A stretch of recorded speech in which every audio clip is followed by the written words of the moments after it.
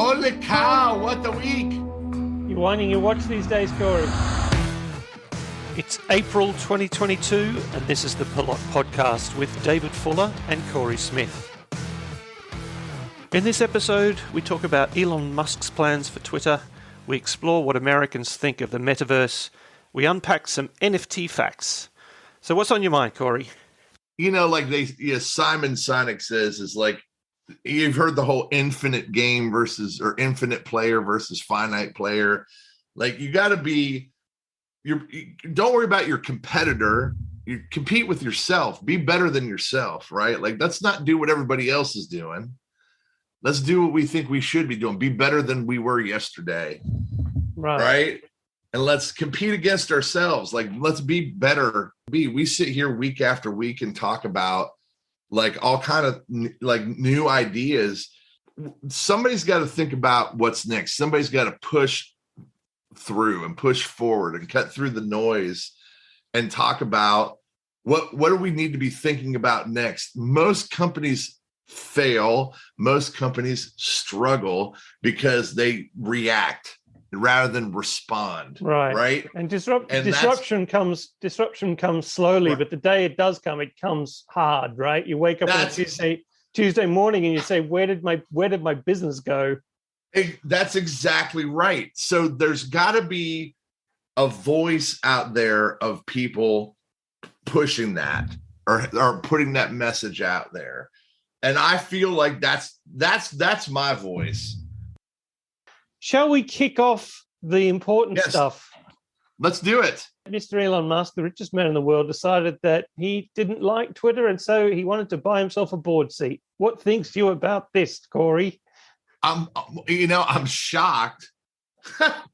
Although I'm shocked but not surprised. I mean, I'm shocked because I guess he has used Twitter to his advantage in the past. The SEC might say that he's used it for his yes, definitely advantage. To his advantage. Right, but he seems to have such a disdain for it.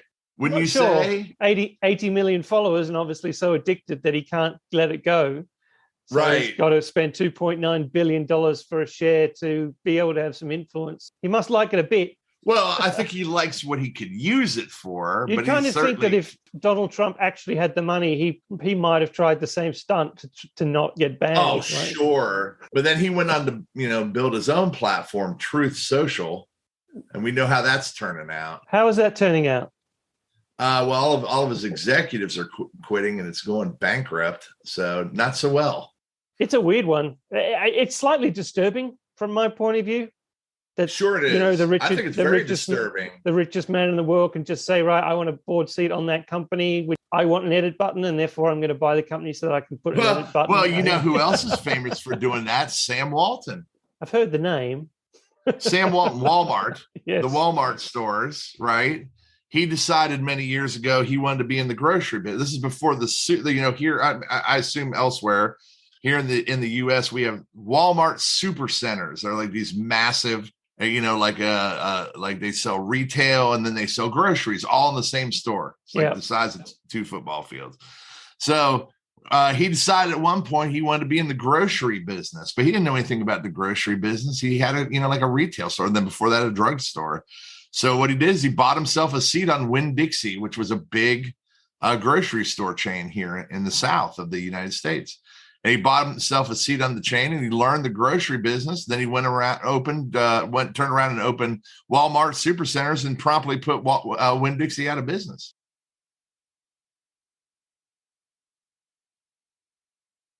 Strange times. It's the Gordon Gekko model. Well, I think we're way past Gordon Gekko. Gordon Gekko was sort of junk bond, wasn't he? He was like that. You basically found a company that was sort of worth more as pieces than it was as a whole, and you broke it off and sold the bits off, and that's the corporate raiders. Well, and I don't know that that's Elon Musk's thing, but I certainly think that that's that kind of premise or that ethos is still alive and well in the way that companies do business now, because we're certainly still in a mode in the corporate world of growth through mergers and acquisitions. And it's not so much about buying the company and then selling it off for its parts, but we're certainly buying companies for their intellectual property or their brand or their customers, or their users, or their users, right? Well, let me ask this. This is a question, maybe more than a statement. What's his angle? That's a really good question. What's his angle? Because he's got to have an angle, and it's more than what we see on the surface. I have to believe. Well, that. The price went up 25%. There's certain parts of it which are slightly worrying. We're already seeing the effects of what his purchase of this is having on the stock, and the kind of the halo effect of the value of things associated with it. But what does his association now with Twitter do to the brand long term? Is it good? I mean, is it good or bad? That's a Gordon Gekko phrase. There's a Gordon Gekko phrase in there as well, which is what? Buy just enough to see if the books are cooked. Right. I just don't know what his angle is yet. We shall see. Now, the former CEO and founder of Twitter, Jack Dorsey, had an interesting thread on Twitter this week. I don't know if you saw that, but he basically got all nostalgic, and I'm not sure how this went in terms of the timing of when Elon Musk bought his shares, but there must have been some sort of overlap, I imagine. He got quite nostalgic about the early days of the internet and Usenet and the well and stuff like that, and copped to the fact that power had been concentrated in the hands of a few, and he was partly responsible for that. Now, interestingly enough, the Web3 crowd got in on that and said, Web3 will change it all. And his response right, yeah, I did his see response to that was, well, Web3 is just the same stuff with a different name. Well, and I tend to agree with that. Don't you? Yeah, I haven't seen anything yet that makes me think that Web3 will be any different at all.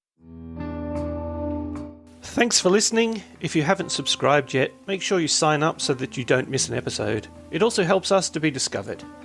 We welcome your feedback, so tell us what you like and what you want to hear more of. You can also engage with us on social media, on Twitter and LinkedIn. Now back to the show. So today's going to be a bit of a Metaverse kind of episode. We haven't talked about the Metaverse for a couple of weeks, but... No, I'm ready to talk about it too. You said a couple of weeks ago that as soon as Gartner did a report on something, it's mainstream. And this week, Gartner came out, I think maybe Forrester and another analyst firm came out with a similar report, but you showed me one which was from Gartner. Gartner expect, and I think this is the biggest hedge in the world. This is not a prediction. Gartner expects that by 2026, 4 years away, 25% of people will spend at least 1 hour a day in the metaverse for work, shopping, education, social media, and/or entertainment. I mean, that isn't really a prediction, is it? That is having it a little bit both ways.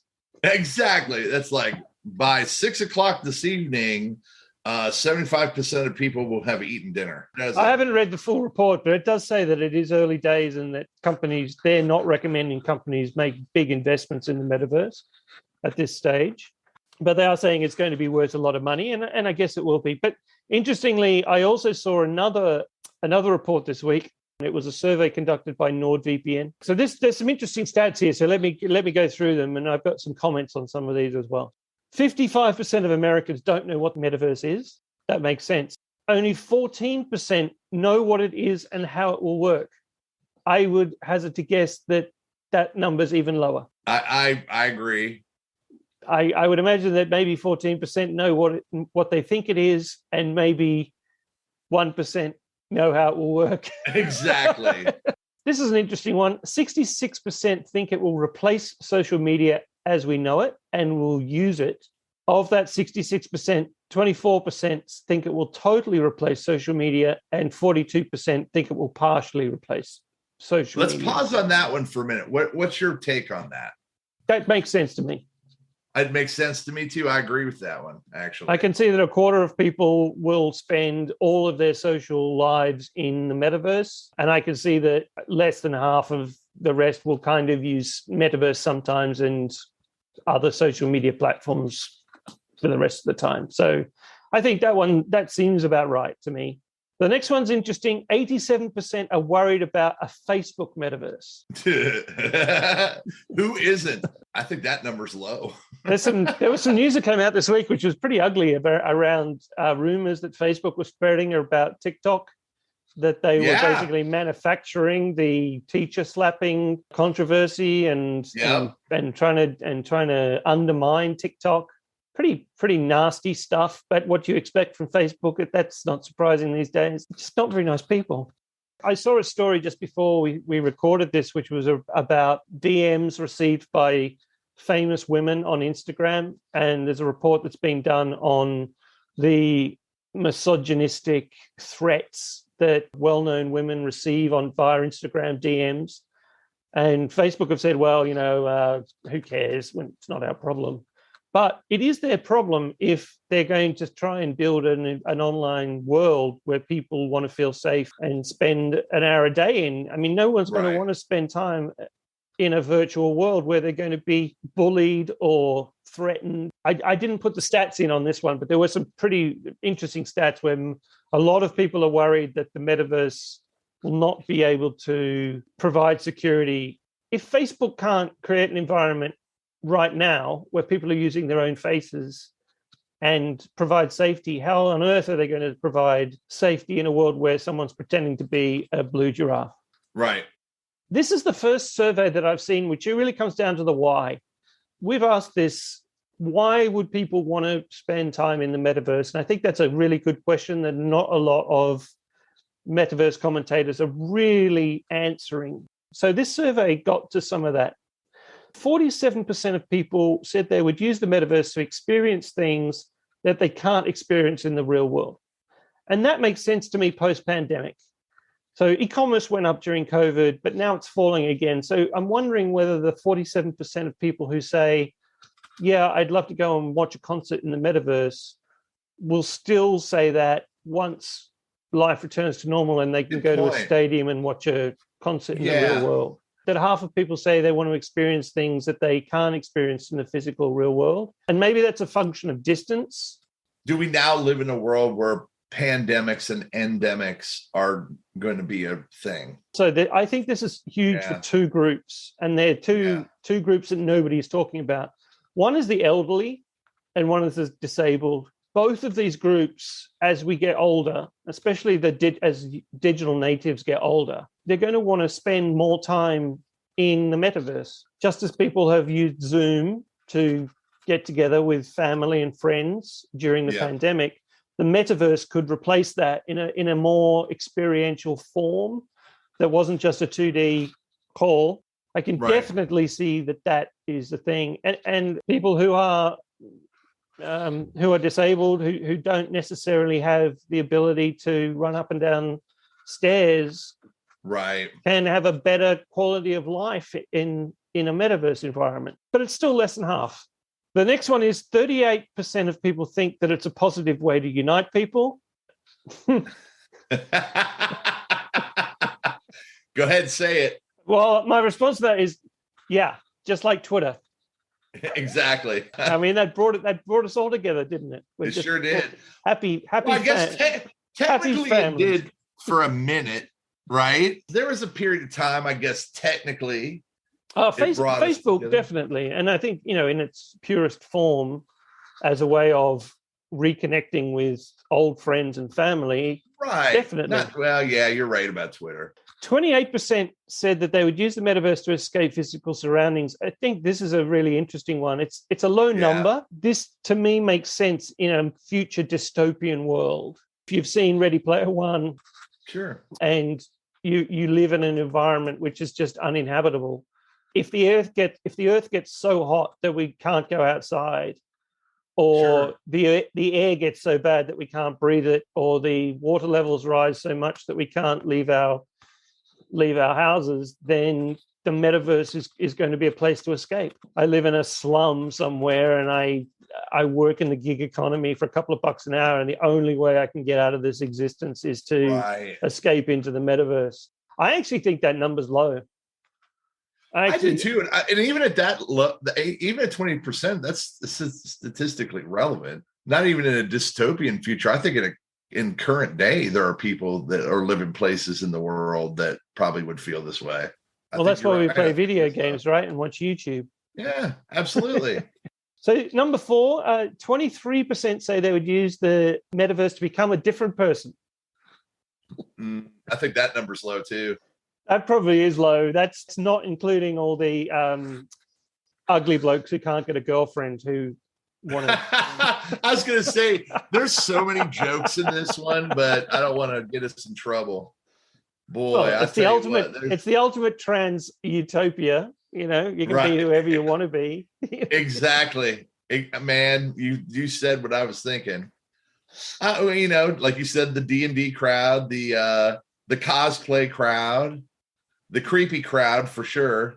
If you've ever, I've been in this space for a long time, and I've seen some of these spaces, whether it be IMVU or Yahoo chat rooms. I mean, there's a ton of them that have been and gone, but most of them are pretty creepy places. Most of them are 15-year-old boys who are trying to be something completely that they're not because they can't get a girlfriend. Right. And honestly, that's what the metaverse is going to be for a while. Yeah, for a while. Yes, it's going to be catfish central. And I think that's the other reason why people are saying that, they don't want a Facebook metaverse. Horrible. It's going to lend itself to that. 40% of people will use it to communicate with others in the space. This is probably the biggest utility that the metaverse has in the short term, I think. Instead of a Zoom call, you might hang out in the metaverse instead. Yeah. And especially in work environments. It's about getting together, collaborating with people, sharing an experience, looking at a virtual whiteboard, breaking out into groups, doing or catching up with friends. If you can't get to the pub on a Friday night and you can get in there in a metaverse kind of sense and still hear the banter and be part of the conversation, even though you're stuck at work, but you've got your virtual VR goggles on and you can still meet up with your mates in the pub on a Friday night, then I think that's probably in the short term what it offers to a lot of people. We live in a world now where we Zoom or WebEx or Teams, whatever it is, to collaborate with people. I have to collaborate with people every day, as do you.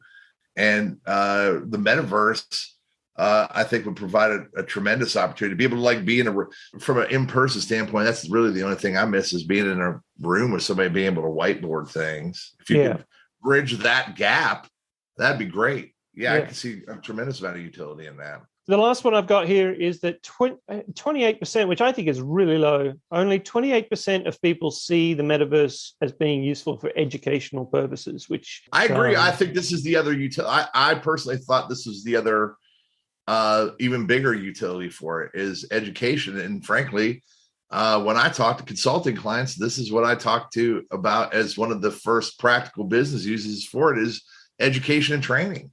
Companies like Accenture are using it for onboarding. Yeah, I think it's also because of the way that it's been pitched and portrayed by the media. There's been a whole bunch of PR stories around the metaverse, whether it be Snoop Dogg or Adidas or whoever else making these huge PR-style announcements that are just that. And in the background, the real work's going on in places like education, and I think education is a huge opportunity for this. Say, if we go back into a pandemic style world where we can't go out and we're stuck at home and kids still have to learn, then this provides an opportunity for them to be able to have more of a classroom environment, perhaps a different interaction that is better than just sitting at home looking at a 2D screen, listening to a lecture. But they say that the word metaverse was coined by Neal Stephenson in a book of his. I think it was Snow Crash. If you want to see how the metaverse could be used from an educational point of view, have a read of his book, The Diamond Age. It is a I haven't read that one either. That is a really good book. So I thought that was an interesting survey because it's the first time I've seen sort of real people, if you like, answer questions around what they think it is and why they think they might use it. Adidas, who've been really big in this space, they've made a lot of announcements. I think they've partnered with CryptoPunk and they've done a bunch of stuff around the metaverse. They seem to be a brand that's embracing it. But I saw, and most of this news, like I said, seems to be announcements with no substance behind them. But they've created some avatars based on a new shoe collection, and they're using a product which I've actually used and I quite like. It's called Ready Player Me.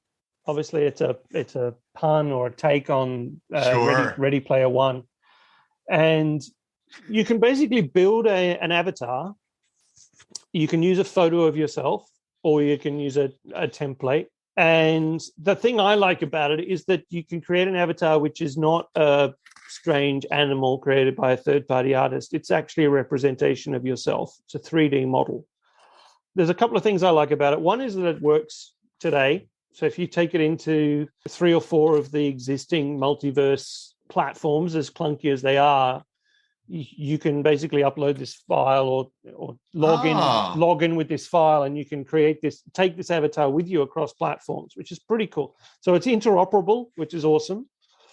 It's free and it's useful without any of the crypto babble, or crypto friction. Crypto friction is a term I literally just coined. TM. Adidas isn't the first or the only brand that is involved on this platform. So if you want to pick a baseball cap, so as you create your avatar and you choose the baseball cap you want to wear in the metaverse, there's I think 3 or 4 different brands that have already provided branded caps on this platform. It's nice to see, coming off the ludicrous hype that we were in sort of end of 2021, beginning of 2022, that people are starting to think about how can real people use this today in a meaningful way and onboard the next million customers onto the metaverse style space without having to pump a altcoin or talk about NFTs or anything else. Just give them something that's useful, an avatar that looks like me that I can take to any metaverse that I want. If a brand wants to get involved in this and I wear an Adidas t-shirt or a Pull and Bear baseball cap, then that's great. This is something I can get on board with. What do you think? I think it's great. Why can't you? Why wouldn't you get on board with it? Yeah, I've created mine. We'll have to put this on the show notes. I'll put what I came up with as my version, and you can do yours. Yeah, we're gonna do that. Speaking of hype, there were 2 pieces of data about NFTs that came out this week that I saw, and it might be old. I don't know how old these are, but I thought they were really interesting. There's this cooling of the hype that was around even 12 weeks ago. When we started doing this podcast, the hype around NFTs was insane. Very high. And I'll try and find the source for these and put them in the notes. Of the 6.8 million NFT collections on OpenSea, which is the biggest third-party marketplace for NFTs, only 15,000 have ever had a sale. Yeah. 0.2%. So there's a lot of people who are predicting that most of the NFT projects will go to zero. But to date, 99.8% of projects already have no market value whatsoever. Right. Which is a sobering thought when you think about how much has been invested into the space. And so much press, so much media attention. But my contention is that 99.8% of the NFT projects have no market value. My contention is, haven't they always had no market value? It's worth what someone will pay for it. Right. But if you were to go out and historically look at OpenSea, and of all of the collections that have been out there, how many of them actually have had a market? That's the point. So only 15,000 out of 6.8 million have had a single sale. Right. Then juxtapose that with the amount of airtime NFT sales have gotten. There have been 53.7 billion in sales on Ethereum NFT volume, and 35. Say that again. How much? 53.7 billion. So this 53 billion. Yeah. So the holy shit. And 35 billion of that took place in 2022. In this year. It's only April. So 65% of all time value NFTs have been in the last 3 months. Wow. You And made me yet- choke on my coffee when you said $53 billion. I would contend that most of that was in January. I think it's come off a lot in the last Yeah, that's shocking. February, March. And it's mostly concentrated in these big ones. So And they're all bought by the Kardashians. I'm just kidding. yeah. But so CryptoPunks, Bored Ape Yacht Club, Mutant Ape Yacht Club, they're worth about 26% of all Ethereum NFT volume. I can't think of like a real world equivalent, unless you're thinking of the art market, where one painting sells for $80 million and 99.9% of paintings sell for $7 in a market. I think one of the things that has driven us to even have this podcast is that we're old enough to see the patterns that repeat themselves. And so I think what is happening in NFTs is a pattern, right? We saw it in Web 1. We saw it in Web 2. It's just different things. Do I hold any ill will or animosity toward the folks at like Yuga Labs that are making all these NFTs and selling them for these exorbitant amounts? No, good on them for making money.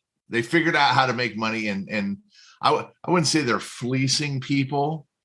You know, they're putting it out there. They've created a market for it. They're selling it. They've made money. Good for them. Good for you. But you know, there's a delineation here, because I watched a documentary last week on Netflix. I don't know if you watched it, the one about the Canadian Bitcoin exchange guy who disappeared. I just watched that. Yes, I watched it this weekend.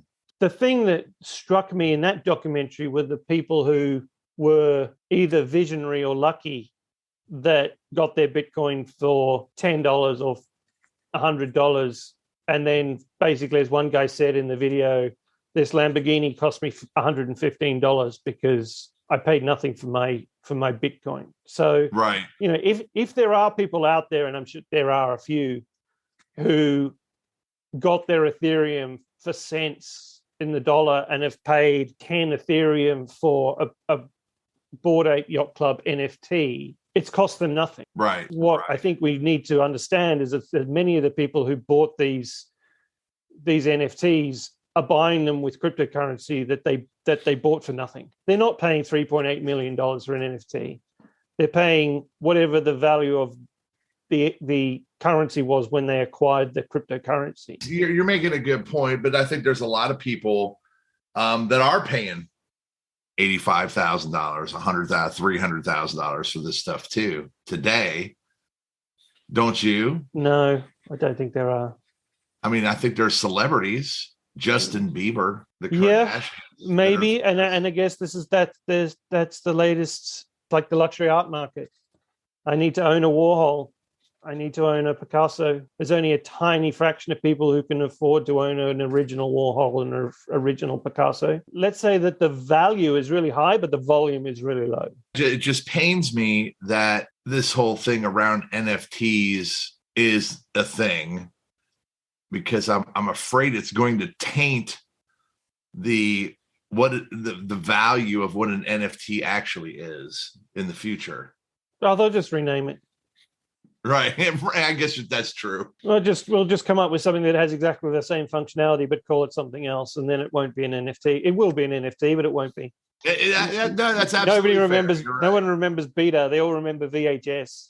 That's right. There's another stat which was in the same lot of information, which I do find very, very interesting. This is kind of geeky. 35% of the top 100 NFT collections use centralized servers to store their metadata, name, attributes, image, URL, etc. Millions of dollars of market cap could be rendered worthless at any time if the creators stopped maintaining the metadata server or forget to renew a domain name. So despite the promise of Web3 and decentralization, 35% of these NFTs are sitting on centralized servers. I took a step back and thought about that. I thought, wow, they're not using blockchain. They're using old school centralized servers to keep the information of these NFTs. Nobody would even think about that, to look into that before investing their money. You know what I mean? This company that's they'd be looking at the token price and right. a bunch of other. These guys are like ostensibly the tip of the spear of the Web3 culture. Yeah, and they're not even a Web3 company. How funny is that? All we can do is wave the red flag. Okay, well, it's not the red flag; it's the caution flag. We're waving yellows. Just slow down, sit behind the safety car for a couple of laps, and then once we know that everything's okay and the debris has been cleared from the massive wreck. I like that analogy. I'm going to write a blog on that. What is that? That curve. It's the principle of innovation diffusion. You've heard this, right? Yeah. So it's where the first 15 or whatever percent are the innovators, and then there's the early adopters, and then there's whatever, and there's the laggards, right? Yeah. And so there's got to be that, like, there's innovators. There's people that jump on the boat early, and they're the ones that buy these things and jump in and, get on board with the metaverse and do the things early. You and I probably fall into that category at some level. As well as I do, is that there's a curve. It's going to be that the what do they call that gap, the tipping point of 15 to 18% market share before something becomes widely adopted, right? Yeah. Like we're a long ways away from that for Web3. You and I have just had the benefit of being on this merry-go-round before. Yeah. So it's like we see these things and we're like, nah, I don't know about that, man. So I think we're in NASCAR parlance, we're the spotters. We're the spotters. That's exactly right. I never knew that about NASCAR until I went to my first NASCAR race. I had no idea that there was a guy sitting on top of the racetrack telling the driver that right, he needs to just drive through the cloud of smoke in front of him or go right, left or exactly, go right or whatever. So, it's okay. Stay to the left. Exactly. Yeah, but like at the same time, I don't want anything that we say in this podcast to discourage people about, particularly the metaverse. I think it's exciting, and I think experimentation and adventure is fun. Just be cautious. There's nothing wrong with the underlying technology, and there's nothing wrong with in taking risks. That's why there's venture capitalists putting money into this, because they're taking risks, and hopefully they're betting on the reward of being early to the party, and that's the nature of entrepreneurialism, and that's why people do it, right? That's why there's angel investors, and that's why there's VCs, because if they weren't there taking punts on innovation and early adopters, then we'd never move forward. So that's right. Absolutely. That's exactly right. Ask the questions. I recently, to call you out on social media platforms, because I follow you on everything, and axe the grind that you have, which I love because I think it's hilarious, is everybody talks about purchasing land in the metaverse. And like, why? How this doesn't make sense. Why is there a finite amount of land? It doesn't, like, the whole idea of it is like, this whole thing is like, it doesn't, why does it work this way? Why is there a finite amount? Why is the value of it this much? Why do I have to buy land here? It doesn't make any sense. Ask the question. Yeah. Before you jump into it. Well, the one I commented on this week, which I thought was hilarious, there was a comment that said that McDonald's needs to build stores in the metaverse so people can order their McDonald's without leaving the space. Now, there's a certain part of me that says, I get that if you're wandering down a virtual world and you feel like a burger, and you can walk up to a window in the metaverse and order a burger and chips, and 15 minutes later, if any of these delivery companies still exist, it arrives at your doorstep, right? And you have to take off your VR goggles, go to the door and get the food and eat it while it's still hot. My question is, you're going to have to leave the metaverse to eat it, so why not leave the metaverse to order it? Right. And I think my point that I actually said this week was, if someone's only spending an hour a day in the metaverse, why can't they spend that hour in a McDonald's store? I just think that we lack imagination. I was just having this conversation with somebody about retail, about Kohl's. I don't know, you probably aren't. It's a big box retail store in the United States called Kohl's that is struggling. Like JC in Australia, Kohl's is one of the biggest supermarkets there is. But oh, really? Yeah. So they're struggling, and we were talking about them. And there's a makeup company called Sephora. Have you ever heard of it? I helped to build the Middle East e-commerce platform for Sephora. Really? How we got onto it was I met this past week with a group of folks in an actual in-person meeting for the first time called The Future Of, organized by a guy who owns an ad agency here in Atlanta. I saw that on your Insta, yeah. Yeah, it was super cool. People from Google, Home Depot, Coursera, content creators, creative directors. I always ask the same question of people that are kind of experts in their field. Who's doing it right? So I'm like, who's doing it right when it comes to personalization, a topic that we were talking about? And everybody unanimously said Sephora. So Sephora has done a partnership with Kohl's where they've got Sephora stores inside Kohl's. I've also recently found out that Amazon has a partnership with Kohl's. So if you buy something with Amazon, you need to return it. You can take it to the Kohl's store and they'll return it for you. And, they're constantly trying to invent ways to get people to come into the store, right? And the conversation I was having was, it's not just retail business. It's the music business. It's Hollywood. It's the news business. You name it. It's all of these old school brick and mortar businesses never can get their head around coming up with how do we reinvent our business model so that it works in the digital world. They can only think about, we're the newspaper business and we want to go digital. This is what it was in the 90s. How are we going to monetize it? Classifieds, because that's what we do in newspaper is we sell classifieds. So therefore, classifieds on the internet are how we're going to make money. No, that's not how you're going to make money. Well, they've turned that around, but I get that's also a technology thing. So, I wrote a blog maybe 10 years ago. I couldn't monetize it. It was for a small audience, a very niche audience.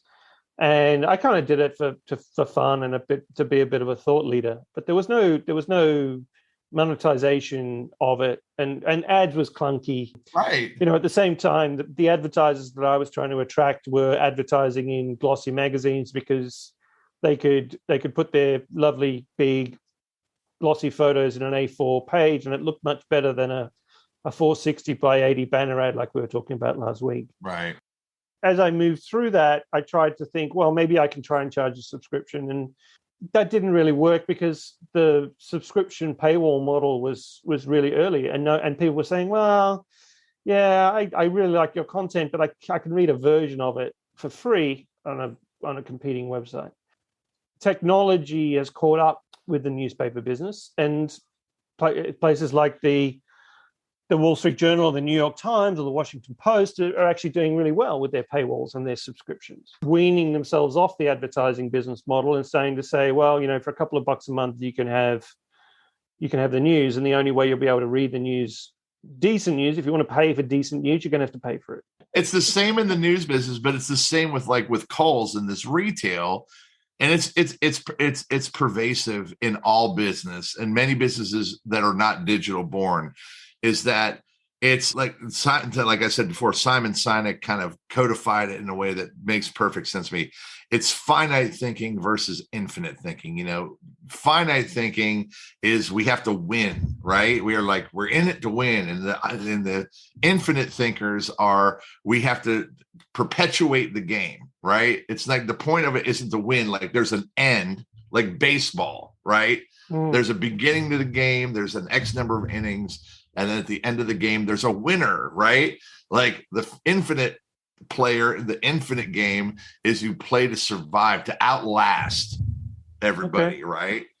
So, and that's what happens in these businesses is that like for retail, for brick and mortar retail business, like they have focused so much on their competitors, like what's Sears doing, what's JCPenney's doing, whatever, that they didn't see Amazon coming. Yeah. And so Amazon and their bit, not only their bit, like in the early 90s, mid 90s, they were like, oh, we don't have to worry about e-commerce because people are afraid to use their credit cards online. Because for a time period, that was true. But the generation changed. People were born in a time where using the credit card online became normal. And then that's the way we did business. And then delivering it to your house. There was no value. They didn't provide any additional value for people to come to their store when you could just order it online and get it. To be fair, I don't know what the numbers are even post-COVID, but even in the height of the pandemic, the percentage of retail sales which was online, I don't think has ever got above 30%. No, but the number for Amazon has gone up. Yeah, but even as a percentage, as a percentage of all retail sales, it's still quite low. Of all e-commerce sales, Amazon has a massive percentage, but as a percentage of all retail sales, online and offline, e-commerce, including Amazon, I don't think has ever gone over 40%. There are certain sectors where that would be different. So let's see here. In 2020, e-commerce sales accounted for 14%. You're right. Yeah. And they forecast it to rise to 22% by 2025. So it grew a lot faster than that because of the pandemic. So a lot of companies were forced to sell online because of the pandemic. But I still think it's less. It's still way less than half. And so I can understand why there are certain brick and mortar businesses that haven't gone online and adopted e-commerce because it may be 14% of their business. Why would they go and spend or make all that massive investment if it's only 14% of their sales? So here's the interesting thing. The businesses that are dying, that are brick and mortar retail, are the big ones. It's the Kohl's, it's the Sears, it's the JCPenney's, it's the Best Buy, it's the Circuit City. But who's thriving? It's the Old Navy's, it's the Sephora's, and like it's independent, and it comes down to buyer personas. You know, there's a certain generation. Now you're getting to it. There's a certain generation that are saying they want to buy sustainably, or they want to buy razors with bamboo handles instead of plastic. And there's digital natives that have never lived in a world without Amazon or without YouTube or without Instagram. Then there's a whole bunch of people still who are not digital natives. Well, sort of my parents' generation. You got a product manager who's sitting in San Francisco, who's building something, and he's saying, "Oh, this is easy. We'll just do a QR code and we'll do a thing, blah blah blah, and it'll be easy." There's people, even not much older than us, to be honest, who don't get it, who cannot get their head around it. Have never made a purchase online, who've never put their credit card number into their mobile phone. No, you're absolutely correct. Yes, we are still early adopters, and yes, e-commerce has become mass market. But one of my best friends, who's only 2 years older than I am, I went to the gas station and I paid for my gas and some other things with my Apple Watch, with Apple Pay. And he's like, "What did you just do?" I've got it. I'm going to have to bring it and show it to the audience via the wonders of radio. I have a ceramic ring, which has got an NFC chip in it, and I literally put my hand on the contactless reader, and the ring pays, and it freaks people out, especially shopkeepers in Greece. They just cannot get their head around it. I love the ring idea. I think there's a podcast around the gap between product managers and designers who are Generation Y and users who are baby boomers or Generation X. Yeah. There's a massive disconnect there. I don't know whether I should thank you or curse you. We talked in the last couple of weeks. We talked about that you were watching the Formula One show. Drive to Survive. Drive to Survive, and I've been like, I've been meaning to watch that. And so this past week, I'm like, man, I'm just gonna watch it. So this week I prioritized it, and man, I can't turn it off. Did you start at the start, or did you start? I started to start, and I started on Thursday last week, and I'm already 2.5 seasons through it. I sit down at night and I watch 5 or 6 episodes, and I can't turn it off. It is addictive. Did you know that Christian Horner was married to a Spice Girl? I never knew that. No. I did not, but and the drama is good, and of course the filming, the race footage is good, which of course you and I probably may appreciate more than other people. I mean, just the whole it's good television. It makes. I think they also have done a good job of making Formula One drivers who have. Some of them have got personalities, but a lot of them are pretty one-dimensional kind of people. At least this series, they seem to have found a couple of drivers like Ricardo and some of the others who they actually have a personality, and they're creating a character, and they're I always love the way that NASCAR creates their drivers as cartoon characters. You've got blue-eyed California boy Jeff Gordon versus Detroit Tony Stewart versus Southern boy Dale Earnhardt. They were like cartoon characters. Nothing could be less interesting in racing than NASCAR to me. I found it more interesting being at the track.